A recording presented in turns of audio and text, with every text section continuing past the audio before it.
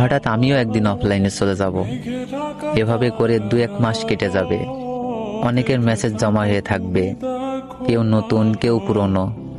কেউ সালাম দিয়ে রিপ্লাইয়ের অপেক্ষায়, আর কেউ রিপ্লাই না পেয়ে 2-একটা বকাও দিয়ে রাখবে।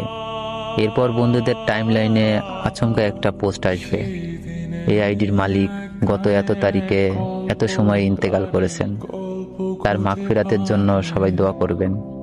এটা দেখে কয়েকশো স্যাড রিয়াক্ট আর কমেন্টের বন্যা।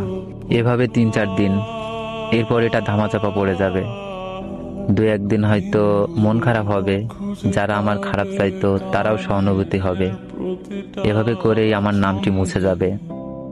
ব্যস্ত দুনিয়ায় সবাই ব্যস্ত হয়ে যাবে, মুছে যাবে আমার নামটি, আইডিটাও পড়ে থাকবে। সময় তার গতিতে চলমান, শুধু আমার সময়টাই শেষ হয়ে যাবে। এই তো ক্ষণিকের হই হুল্লোড়।